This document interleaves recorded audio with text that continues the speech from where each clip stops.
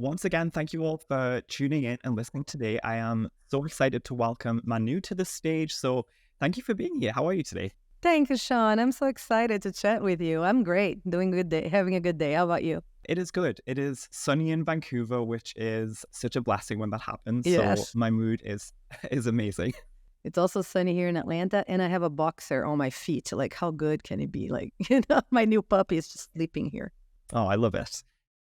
Welcome to another episode of the Creator Den podcast powered by The Partnership Expert, where we dive into everything from affiliate marketing to coaching, brand partnerships, digital products, and more, all with the lens of helping you to grow a sustainable living as a creator. As well as solo episodes, we sit down with creators to share the highs and lows of growing a business as a creator. My name is Sean, and I am the founder of The Partnership Expert. We are a boutique agency that helps creators of all sizes to earn a living through brand partnerships. So as a creator, I have a question for you. Do you consider yourself a business owner? In today's episode, we have one of my clients joining us as a very special guest. The reason that I wanted to bring her on is that I believe she has done an incredible job of strategically growing what is now a 7-figure online business. And I hope as a listener, you can take some inspiration from the highs and the lows of her journey, which will hopefully help you on track to scaling your business as a creator. Manu Muraro has an extensive career in marketing, including producer and creative manager roles at Cartoon Network, where she had an award-winning career for over 15 years. Since 2017, Manu has built a 7-figure business through her brands, Your Social Team, and Your Template Club. Thanks again for being here. And for anyone listening, Manu is one of my clients. So we have worked together since sort of fall of 2023. And when I was putting together like this podcast and kind of thinking about what I want to share with the world, one thing I think that really stood out for me is the fact that you are what I would consider like a very successful business owner. And you've kind of built this, I'm going to just say like this empire of different streams of your business. You have a team. And I just think that is like so inspiring for other entrepreneurs and creators in the world who are growing and scaling. And hopefully we can share some cool bits of advice to help them on their journey. So Yes, I'd love to. great. I would love to actually take it back and just ask you, like, where did this all start? Like, how did this business become a thing for you? Awesome. I love talking about it. I kind of joke that my business started in spite. But I was laid off I had a corporate job for a really long time. I'm 47 now, been in business for a long time. I worked for Cartoon Network for 15 years, and that's the reason I moved to the US from Brazil. So after I was laid off from Cartoon Network, I started kind of looking, got another job in a cool startup here in town, worked here for almost 2 years, was laid off again. And honestly, my both layoffs was not about performance, wasn't anything. I was doing well in both companies. It's something that I like talking about because I think it's such a hard blow to get a laid off, especially if you've been doing this for a long time. And I think we need to normalize talking about it and talking about how it has nothing to do with people's performance. But after I was laid off the second time, I started looking for a job, and I had a 1-year-old that was already like, I think I was 39, almost 40. And I was not enjoying any of the positions that I was looking at. You know, if anyone's looked for a job in the last few years, they know how they're looking for a unicorn that does 5 jobs in one and is available for occasional weekends and nights. You know, it's just so crazy the amount of things that they require for very low pay. They have these director jobs with a tiny salary. It's just a little crazy. And I was like, I'm not in the phase of my life where I want to travel for work, where I want to do all those things, and much less take a pay cut. So I started freelancing, and one thing led to another, and my business started. It was not like, oh, I'm going to start a business today. Here's a plan. No, it was just like, I'll start freelancing. Freelancing became more freelancing. Then it became a brand. And the joke I made about Spite is because when I was in the startup that I used to work with, I was invited to speak at a social media conference, like a big marketing conference, worldwide marketing conference that was happening. And they invited me like almost a year in advance. So when I was laid off, I'm like, oh, I should tell those guys that I was laid off. So I tell them, and they uninvite me to speak.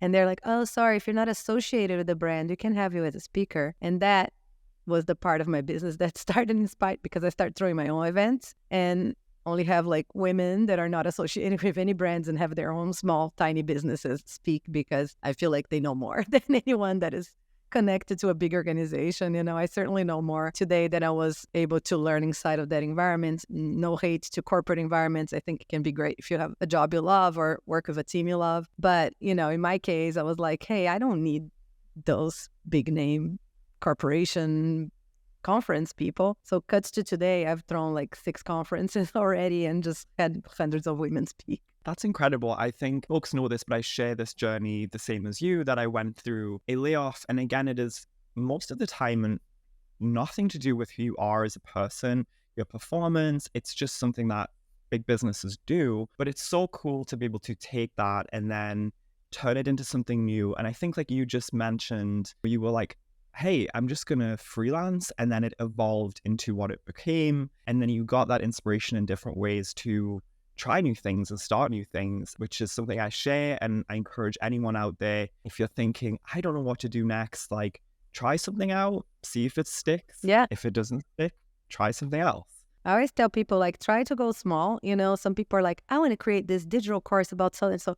I'm like, have you thought about teaching it to 5 people first? Live, so you don't spend all this time and all this money, and then you test and you're able to shape it, you know. So I always feel like start small and then scale from there. Yeah, I love that. Test it. If it sticks, fantastic. Okay, great. So what about where you are today? Like what does it look like for you? What does this business look like? So I'm a creative person, and I feel like if you look at my business, you can see that not just because of the content and the fun stuff and colorful that I put out there, but also because of the way that we have so many different offers and exciting things. We're just launching an award show called The Reelies, and I'm so excited about that. But mostly my business is helping small businesses, especially women-owned business or minority-owned business, to get more out of their marketing, as in more revenue out of their marketing. That's my focus. Like the main vehicle I do this with is Instagram. So I create, you know, Canva templates, setting up the month, and Canva templates for a whole sales campaign that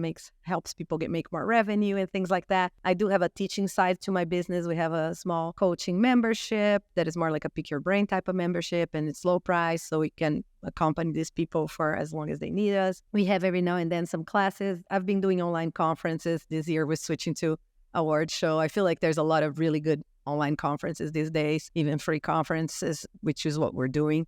And I'm like, let's do a fun thing to celebrate. I think we're all a little deflated as an industry with algorithms and low engagement, and everything seems a little harder as we go. So I feel like what we need right now is some celebration and to acknowledge the beautiful work we've been doing. So that comes the award show. So my business is basically like, so if you look at it, I have 2 young kids. You and I probably have tried to book meetings, and I'm like, I cannot do anything after 5:30 and 4:30. I leave to pick up my kids.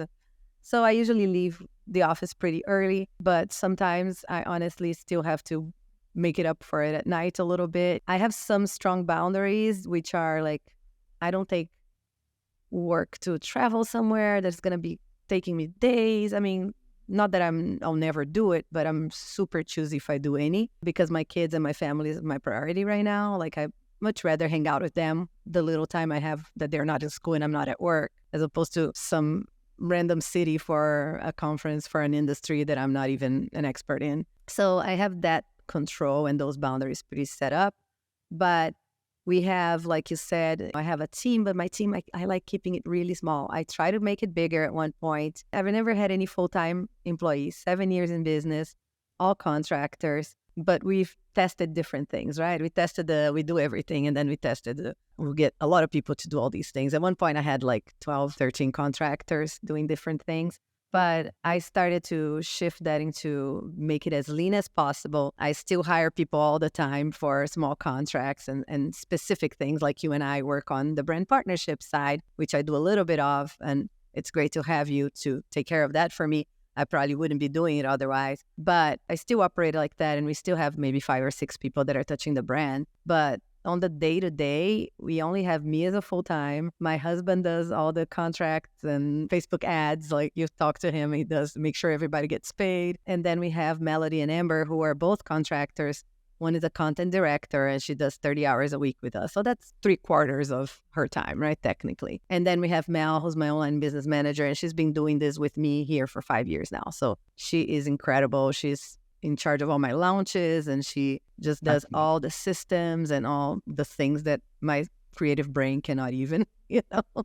Yeah. So we still keep it pretty small. Of course, we work with a lot of designers because we have a Canva template membership.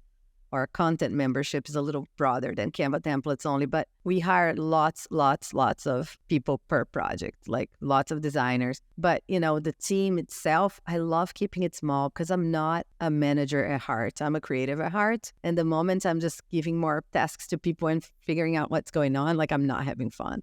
Yeah, I would definitely say I imagine folks listening to this are probably in a similar boat, that they are creative, they're passionate about something and they want to put something out to the world. And maybe that idea of like, oh, I have to do all these different things, business focused in order to make this work. But it doesn't have to be scary. I think like you just mentioned this idea of like, you can build a team of contractors around you who have those skills and have the ability to do maybe the copywriting or the creative or whatever it is that you don't want to do maybe, or don't have the skills to do, is like totally great. I mean, I did that all of last year. There was moments when I was like, oh my gosh, I have so much to do. Wouldn't it be amazing if I had someone to manage my emails today or to support with pitching or whatever it may be? So I love that approach of like, you build these teams of experts around you that help to scale as you go. And I think, when you get the person that is really good at that one thing, a lot of people tend to start growing their business. And I especially like creators, right? That they're like, I do everything. I'm the business.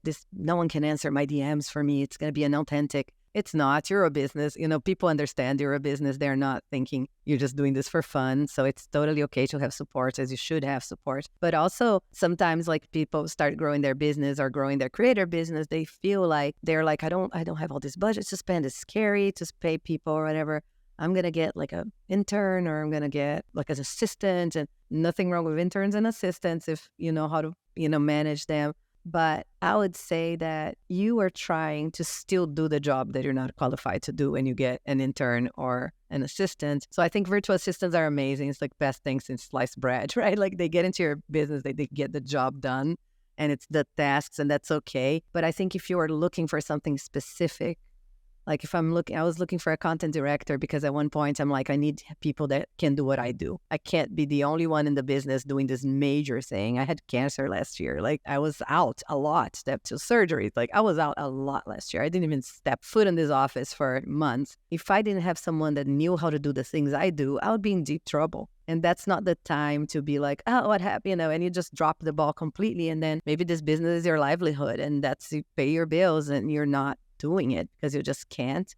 So it's just really good to think about those things first and how to have people that can help you get stuff done. And another thing for giving tips to people is like processes. If you have something that you do repeatedly in your business every month, we call it SOPs, like write down, make a Loom video of all the tasks and you talking through it. Make a list of those tasks. So if you ever need a VA because you're going on a monthly trip that is going to be amazing and you don't want to be on your computer all day, you get that VA and you give them these SOPs, these videos, and these lists explaining like what they have to do for that task. That is half the training time right there, right? You can just answer questions. So I think that kind of preparation for your business, because if you want to start doing that after your business grows too much and you're underwater and you are feeling burnout, especially a lot of creators burn out because of social media. So yeah, start creating these little processes while you have the bandwidth. I love that. Yeah, I would take that away as something so pivotal from this conversation. Is I think of it as like, if I disappeared tomorrow and somebody on my team had to just step in and kind of take over all the conversations with my clients, all of the pitching, whatever it may be, like, do they have access to all those materials? Can they easily find it? Do they have context? Which, if that is documented somewhere, they can just pick that up, which I think is so important. Also take from that, like, it's a bit of a cliche, but this idea that you do have to invest in order to earn eventually. I think I mentioned this in an early episode. I took a major risk by taking on a coach last year who was coaching me through my business. And, it was kind of in a moment where I was like, oh, spending this money is really scary because I don't know if it's going to succeed, but I knew that I needed to do something and invest in some way in order to get to the next flight, which we did. So I think you saying that is hopefully something people take away and think like, oh yes, if I'm going to invest in the course, the digital product, whatever, do it, risk it. And there's different ways to invest. I love that you said that because that's something I realized a little too late. I didn't make much money in my first year in business, barely made any in the second year. I mean, made some in the second year, but not a ton. Luckily, I had severance, right? Because it was when I had my first layoff, I started a job right away because they gave me 4 months to find a job before I was done. And then because of that, I just saved my whole severance and I burned through that, my first year and a half in business. But I didn't realize early enough. I thought when I started, and mind you, I was just doing creative at my job. Like I did not have to think of any business, sales, finance, any of that, right? Systems. So when I started my business, I thought the great idea, and I'll pat myself in the back, is when I was saving money. I'm like, no, I'm going to do this myself and save money. Oh, I'm going to trade with my friend and I'll save money. Oh, I'm going to use the free version and save money. And I thought I was being so smart. I'm telling you, you're not. Like if you are using the free versions of software and tools that you use every day, you're doing it wrong. All the free versions have less features and less quality and also takes longer to do things to get around those limitations. So you have to just buy the tools that you need. Like that's the first thing. And we talk about investment, right? Like you mentioned your coach. I'm sure that's a big investment. That's a one-on-one person working with you. Now, you have different levels of investment to do in your business. And I'm not suggesting anyone that doesn't have the funds and get themselves in trouble and put stuff on their credit card because they think they just need to have all those things. I preach to people like, you don't need a logo or branding until you're like a year in, like, fill it out. Because I didn't have one. And I thought that was one of the things I did right. Like if I had done my whole branding when I started, I would have to rebrand less than a year in because I was still filling out what my business was going to shape up like. So save on that, but like don't save on first those tools that cost $15 a month, like Canva Pro, like whatever scheduler app that you want to use. Pay those things. That's a tiny, tiny investment that if you're saving time, you can go and find clients faster because you're saving time on this. So I would say you start with tools, then you go to templates and courses, like templates usually are cheaper, then courses are a little more expensive. I don't mean just social templates. There's templates for websites, there's templates for sales page, there's templates for your email welcome sequence. Like there are templates for everything that are so helpful in your business because you can buy that high quality without having to do the one-on-one. You're meeting in the middle, but it's going to be much easier for you to just follow a template. And then a course, a program, a coach, like all those things escalate. Like you can go from small investments to bigger investments, but it's so, so important. And I'm really glad you touched on that. Yeah. And, I would say as well, like we are so lucky in the digital online business space in that our overhead is really pretty small. I think like if you run any kind of physical business, a restaurant, a retail shop, like it's at the expense, but you're right. Like I think that small investment into things that can make it easier for you. Like I'm just going to use you as an example, like your 8-day launch that you sell, like I invested in that last year. And basically that just took away so much time for me in terms of creating designs, in terms of creating emails, because it's just there and you can just plug yourself into it. One other thing I would say there as well is if folks are thinking, okay, that sounds great, but I don't know how to do that. Like another thing you could think about is there's accountants out there, bookkeepers that can actually help you figure this out, right? They can like look at it and say, okay, if you spend this much and this is your business plan, this is where you could get to in like 3, 4, 5, 6 months. I think it's just about taking those risks and being strategic. Yeah, absolutely. Business owner. Yeah. Again, I think a thing from this is people can hopefully take away the business advice, but also some like tactical ideas of how they might get started. So, thinking about your experience in digital products, memberships, online courses, where might you recommend an online creator entrepreneur starts today in terms of one of those different tactics? Yeah, so I think the really great time to start with digital products or a membership is when your audience is too big and people are always asking you about that thing. that you do. So for me, is like my audience started to grow. I was mostly working with brands locally. That's how I started my business here in Atlanta. Now my audience started growing and I'm started getting all these DMs. Like literally one weekend, I counted 100 DMs or more asking me Instagram questions. And I'm like, all these people think of me when they have questions about Instagram. And that's how my coaching membership was born, because they have a forum to ask those questions, right? So I feel like one mistake that creators make and that business owners make very commonly, and it's not a mistake, I think everything is a learning opportunity, it's going to put you in a better place for the next time, but mostly coming in with unrealistic expectations, is creating a digital product or creating a membership or something really big, not knowing how many sales they can get with their audience. Because ads are not guaranteed. You may be lucky with ads, you may not. So it's really hard. I do ads. We create really good reels for our ads. For a while, I never did ads for years and years. And then like maybe 2 years ago, we started trying them out. And then they did well for 2 months with big agencies that were doing them for us. It was a big investment, up front. It was mostly paying off and we're making money with the ads. But then it started just kind of getting, on the red or maybe like breaking even. And I'm like, if it's breaking even, I'm going to put it all this time talking to an agency, creating all this content, So ads are not guaranteed. Usually you start selling to your own organic audience. So I'm not saying don't do it. Don't create digital products. Don't create all that stuff. But if you can, when you have a smaller audience, create something that is a little higher price. So maybe you're ready for the next step and something, but you have not that many followers, not that many people on your email list specifically. What you can do is you offer something more like on one-on-one, like the people that you work with are the people that are always there. You're like, hey, I have a one-on-one pick my brain session, like for if you want to start being a creator. I don't have it. I'm giving an example. Like if you can start with those offers that are a little higher price, instead of selling like a template for $25, if you can figure out how to sell a one-on-one for like $250, that's 10 sales in one for you. You can sell 4 of them. I don't care how many followers you have or how many people on your email list, you can sell 4 things. And you're going to say, oh, Manu, but it's easier to sell a $25 thing than a $250 thing. Yes, but not easier enough that it makes a big difference. So if you can sell one, everybody can sell one, everybody can sell 10. So it's much easier to start if you are doing this to make money. If you're doing this to grow with the brands, to have people come in your email list, then by all means try it out. But I do see a lot of people with smaller audiences putting months and months and months and pouring their heart into this project, and that doesn't sell because the audience is not there to sell, and the strategy, of course. But even with the right strategy, selling is a numbers game. So I'm not saying don't do it. I'm saying like, look at how many sales you can get. And just to give an idea here, you can count with a full campaign, like we do the campaign that you were mentioning. With the full 8-day campaign, we have a calculator on our website. Maybe you can put on the show notes because that's free to use. And it's really fun to just kind of see where you are and have realistic expectations of how much you can sell based on the price and your audience size. But, in general lines, you can expect selling up to 1% of your Instagram following, and up to, I would even say 2%. 3 might be a little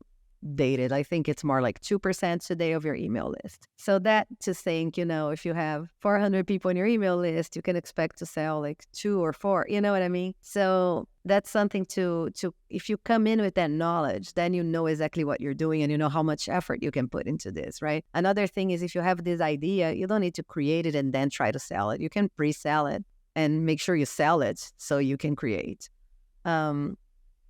But yeah, I think that's a good way to start. Just kind of like gathering what is it that your audience is asking you so much, and you're like, oh, I should be paid for this. I can't do this for free. That's your answer to what to create. And I think like low tech is a good thing to do, because a lot of maybe creators, I feel like creators are more tech savvy usually than small business owners that do service business and are trying to branch out to grow more of a digital product suite or something. But if you are new to like email automations and all those kind of things, start simple. When I started my coaching membership, which had different shapes and forms in the past 5 years, but it's been 5 years that I started it. When I started it, it was literally an email and a Facebook group. Everything I'll deliver via email and via Facebook group. I did not need anything else to make it fancy until, I was in a place where I could make it fancier, and I learned some more and I grew a little bit. It's okay in the beginning to just keep it simple, and most people are more comfortable with simple anyway. Yeah. Okay, folks, if you're wondering, and I'll link it, this is exactly what I spoke about myself in episode 2, which was I have a pretty small audience and I introduced coaching as a stream of my business last year, knowing that if I create a digital product, I don't have a big enough audience right now in order to sell and earn, a livable wage from this. But if I sell coaching, I can. And I did it. And actually what was cool is from that, I saved a lot of the resources, a lot of the templates that I had created, and I just threw it into a digital product pack. So it exists, but I didn't spend a lot of time on it because I'd already done it in coaching. It's all about going in, knowing what you're going to get. Because I think it's great to have other digital products or an ebook or whatever people can download, but you need to understand how much you're going to be able to sell that and how much you should put into working on that. So to make your business sustainable. One thing I talk about all the time is just because you want to do a membership, it doesn't need to be low cost, the same as everybody else. A membership could be that you work with 8 people and you work with them every month. That can be a subscription style. You go get a massage there. You want a package of 10 and you get one free. Totally something you can do, So don't be restrained to formats you have seen, because the format is whatever you think your audience would be interested in that fits your business and the size and shape of your business today. And I think one thing to keep in mind is what you said, and I said it too, but always, small audience, big price, bigger audience, small price. You can still do big audience, big price. You can still do small audience, small price. But to be able to grow and scale, small audience, big price, big audience, small price. Great. I'm going to take that and turn it into a graphic or something because I think that is so cool. Please, folks, check out that calculator. I'll link it below because you can plug in this price point that you're thinking for either the coaching package or the digital product, your audience size, and then get a pretty realistic idea. Because I think when I did the 8-day launch, I used the calculator and I think it was exact. Oh, was it really? Love hearing when people do it, because I've been tweaking that calculator. I tweaked recently, just to be more with what I was hearing and what we saw in our own campaigns, and then what I was hearing from people using it. So anytime you check, let me know. I tell people to bookmark that calculator. Just bookmark it every time you're thinking about what offer you're going to get. Because here's the other thing. I'm not telling anyone to be oh, you have a small audience, so that ebook that you want to sell, it's not going to work. Don't do it. That's not it. But if you have an ebook that costs $29 and you have a very small audience, pair with a one-on-one coaching. So everybody who buys the ebook, so you're not just selling the ebook, you're you get the ebook and the one-on-one coaching to talk through all your questions on the ebook or help you get started or whatever that is. And now you just turn the $29 product into a $200 product or a $139 product. So it's a lot easier to make more of an impact in your business with those kind of offers that you can bundle or create them according to revenue that you have a goal to get. Yeah, I love it. And I just so appreciate this idea of realism as well, and kind of the fact that you have been there, you've done it, and you're sharing these realistic expectations with people. Because we definitely exist in this world where, there's a lot of folks out there that say, hey, you can do this overnight, you'll be a success overnight and you'll earn hundreds of thousands of dollars. And yes, you will get there, but it's all about that some people iteration. never get there, which I think, people shouldn't say this. And honestly, I don't know about Canada, but in the US, it's against the law to say that, so people can report you. It's false advertisement. So anything you post on social from a business perspective, and a creator is a business, anything you post on social is considered advertising here in the US. And I think probably in Canada, it's somewhere similar. Basically, if you're telling people this is how I grew 100,000 followers overnight and you can do too, no, they can't do it. It was an exception that happened to you. It's not the rule. If it was the rule, we all have grown 100,000 overnight, because there's no shortage of the tips and formulas rolling in your scroll. So I really like giving realistic expectations. I'm really sometimes I'm always looking at my copy, even on my website or my emails, and I'm wait, where am I getting too excited here? Because I'm not going to be oh, you get massive results from this. I'll be you get great results from this, or you get better results from this than you would otherwise. It's just what is typical is what you need to say. And it's okay to put people tend to put their biggest testimonial and be do this too, make this happen to you too. That's false advertisement. You can say this happened to this one person. It's not a typical result. Typical results are these, You have to be ethical in the way you're talking to people, because otherwise we have what we have right now. People with unrealistic beauty standards, people with unrealistic business standards, people beating themselves down because they don't have 100,000 followers on Instagram, or people beating themselves down because they don't have a viral reel, and people putting way too much time into creating content when they're making money in a different way in their business. So I think all these things need to be considered for sure, and knowledge is power. So it's why I so encourage everybody to use a calculator to understand conversion rates, to understand, pricing and all that stuff in your business. Yeah, I would take from that, be authentic in yourself and what you put out to the world, because if you believe in it and you're passionate about it, people will see that if you are authentic in your content. We definitely live in that base where, like you say, there's unrealistic expectations, but the people that shine to me are those authentic creators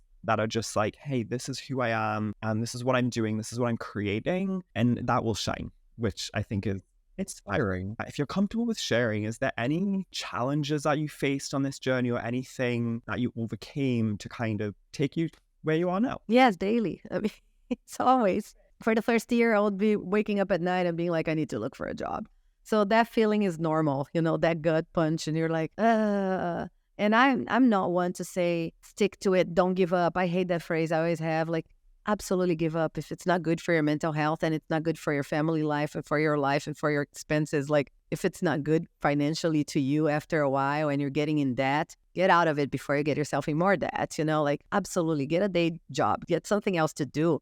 Maybe it's something you do while you still work on this, but the don't give up thing, it's not for me. I think you should make the decisions that are better for your life at the moment, and you can always go back to it, right? Maybe if you're trying on a business and it's not really working, you go get a full-time job, you work on that for 2 years, and you restart that business slowly and see where it goes. Like, there's no final decision here. So I would just say, like, be mindful to what's healthy to you. But as far as challenges for me, I tell people this. Last year, I already been in business for years, and not even to mention that I have like another 20 years in corporate, I have a lot of work experience. Last year, I created an offer that I thought was going to be awesome, because I wanted to create like another higher ticket offer, because some people want more from me, like on more personal one-on-one work. So I created this offer and it didn't sell at all. I had sold one. I didn't push it super hard. I didn't do a launch campaign. I did not do that, but I was like testing the waters at that point, because I wanted to try giving that service to make sure that I wanted to give in a bigger scale. And I sold one.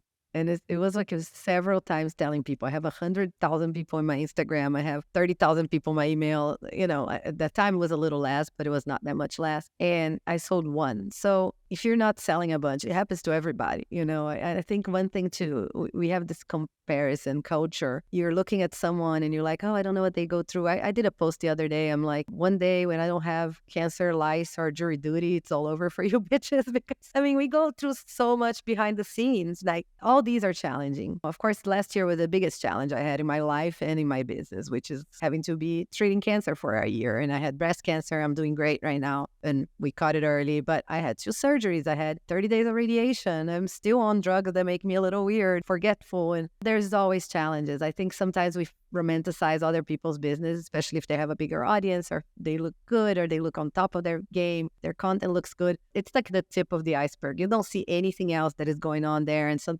parts of it are beautiful, some parts of it are a hot mess, and some parts of it are terrifying. So I think there's always been challenges, and there will always be. I don't expect a time that I'm like, after that service that didn't sell, I created another one that did really well. And that's what it became of my monthly content packs, that they're now part of your template club. And it's such a great way to create content in less time. It's already batched for you. So I was doing that as a VIP service as well. That was a success. A lot of them sold, because I did like the DIY version, which is the templates, and you buy and you customize it. And then the other service was the VIP. I customize it all for you, and we do it here. Mostly it's still me who is doing that kind of stuff. And I love doing it. And I'm like, that makes me better at creating templates, because I understand how they're being used for different brands and blah, blah. I love it. I got so busy that I had days that I could not sleep. Like, I was working until midnight. I was like, okay, this is a great problem to have, because those sold a lot. And it wasn't even a lot. I was like, I'm going to do 10 a month. It just didn't work. And even thinking that was a high price, after, I paid a couple of people to help me in different areas and stuff, I was not even getting paid for my time. Because sometimes you price things for, oh, I don't have expenses. your time, your hours are an expense that needs to be considered when you're creating stuff. So by the end of that one, I'm like, this is not, it takes too long for this amount of money, or and for my health, sake, like I couldn't do it. So there always be challenges. There are things that are like, oh, I think I can do this. And you realize when you're doing it. I had one big challenge actually in that sense. I took dream clients for social media management. This is 3 years ago, maybe. And it was a brand that I really admire, and they're big and, very well connected in LA, like this amazing, like no brand. They wanted social media management because they liked me and they had me teach before and stuff. And they're like, I want you to do our social media. So I'm like, okay. I assembled like a little operation for it and a team. And I started doing, I was not offering social media management anymore at that time, but I was like, I can do for this dream client, right? Wrong. Like it was against my gut feeling that I should get into a completely different type of service again. And when I got into that, what happened is that they asked a lot more of me. We had it in contract, which is often happens to social media managers, especially for a business that big. I ended up quitting like a month later, and I had a meeting with a girl. She's amazing. Like the founder is freaking amazing. I love her. She asked to get on a meeting with me to understand, what went wrong or whatever. And I just told them, and I'm like, hey, you guys needed someone in-house working full-time on this, and this is what I recommend, and blah blah blah. So I gave her a recommendation. She totally got it, and we were in great terms. I thought for her later on, but it's one thing that it's like you try to do this one thing and you realize that there's a reason why you don't do that anymore, or you're not the right person to do that kind of thing. So I think there will always be those kind of challenges, and the only way to kind of figure out what works for you is if you know what they are and if you try it. So I would say, again, try a little bit of that new thing, and then you're like, I can't do that anymore,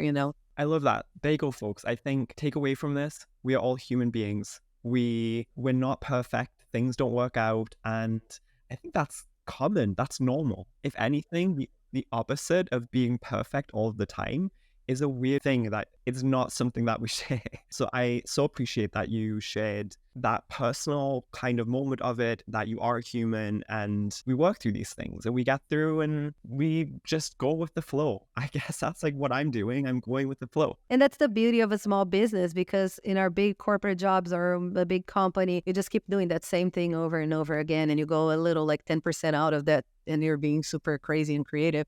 In our own small businesses, especially in which like you're a solopreneur, you have this little group of contracts helping you. It's not a huge operation. There's a beauty that you can try so many different things, right? And you can decide what are for you and are not. But we have this strength that we can try so many different things or the same thing in different ways. So embrace it. Like I would say, just take advantage of that. Oh, I love it. Yeah, you are the decision maker. Embrace it. Roll with it. Hopefully, folks listening have taken something in terms of the inspiration, having passion, not being afraid to try things. And I think at the core, that is something that we just cannot let go of and cannot forget. If folks listening today want to connect with you, continue to be inspired, be educated, where would they find you? On Instagram at Your Social Team. And also I encourage everybody to check out The Release on Instagram, because that's our new award show that is going to be really fun to celebrate everybody. But yeah, like find me at Your Social Team, and on TikTok we're Your Social Team as well. I'm also on Threads, and on Threads I'm more of a wild card if anyone wants to just chat it up there. I love it. Yeah, well, folks, we'll link everything down below so that you can go be inspired, be entertained. I think that's one of my favorite things about your content. I'm also entertained. So, Manu, thank you so much for being here, for inspiring folks, and everyone for tuning in to the Creator Den podcast. This is just so much fun, and I cannot wait to see you all again. So, thank you, Manu. Thank you, Sean.